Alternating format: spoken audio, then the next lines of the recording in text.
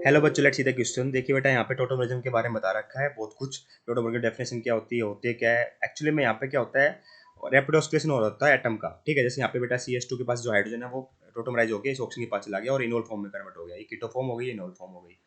ठीक है, तो tautomer of which of the following can show geometrical isomer हमसे पूछा गया है बेटा, तो हम टोटोमरिज्म करके देख लेंगे। तो यहाँ पे CH3CH2 लिखा है, तो टोटोमरिज्म में क्या होगा बेटा, इनोल फॉर्म में आ जाएगा। इनोल फॉर्म में आएगा तो बेटा डबल बॉन्ड आ जाएगा, यहाँ OH आ जाएगा और यहाँ H आ जाएगा।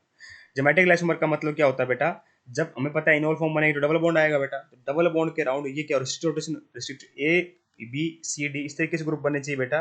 A और B सेम नहीं होनी चाहिए और C और D सेम नहीं होनी चाहिए। ठीक है, तो ये होती है बेटा मेरे, ये क्या है बेटा, मेरी एल्कीन फॉर्म है ना बेटा, ये मेरी एल्कीन है। ठीक है, तो इसमें रिस्ट्रिक्टेड RR सिस्टम है बेटा, रिस्ट्रिक्टेड रोटेशन सिस्टम है। तो इसके अराउंड बेटा मेरी ज्योमेट्री डिफर करनी चाहिए। क्या करनी चाहिए बेटा, ज्योमेट्री डिफर करना चाहिए और A और B C और D सेम नहीं होने चाहिए। तो मैं यहाँ देख पा रहा हूँ बेटा कि यहाँ पे तो CH2 ग्रुप में दो हाइड्रोजन सेम हो गए, तो ये तुम्हारा ज्योमेट्रिक आइसोमर शो नहीं कर पाएगा। अगर इसमें देखो बेटा, इसकी इसकी इसकी कीटो फॉर्म से इनोल फॉर्म बनाओगे तो बेटा ये क्या आ जाएगा, CH3, ये CH, ये डबल बॉन्ड CH2। तो यहाँ पे इस साइड देखो बेटा, CH2 कहाँ से लगा दिया मैंने, OH आएगा ना इनोल फॉर्म में। इसमें बेटा मेरा टोटोमरिज्म शो हो जाएगा आराम से। क्यों, क्योंकि देखिए इसमें क्या है, एक तरफ CH3 ग्रुप लगा, एक हाइड्रोजन, और इस तरफ OH और H, इसी से ट्रांसफॉर्म शो कर सकता है। तो ऑप्शन नंबर 2 परफेक्टली करेक्ट होगा।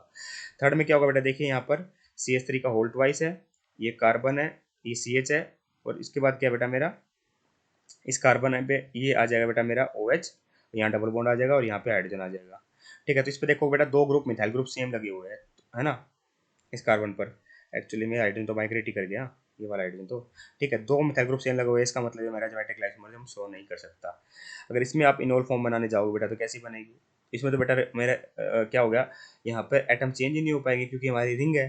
ठीक है, इसके राउंड और एक ही एटम है बेटा, है ना। इस साइड देखोगे आप सोचोगे ये तो डिफर तो कर रहे हैं, पर रिंग के अंदर बेटा ज्योमेट्रिक आइसोमर शो करने के लिए बेटा देखिए ये तो हमारी फिक्स होगी ना, तो इसके अराउंड आप इनको रोटेट कैसे कराओगे बेटा। ठीक है, तो ये तो पॉसिबल ही नहीं है, तो ये तो ये हमारा कभी शो नहीं करेगा। और रिंग के अंदर बेटा शो करने के लिए कोई भी दो sp3 है बेटा, इस कार्बन एटम पर मेरे दो एटम डिफरेंट होने चाहिए बेटा।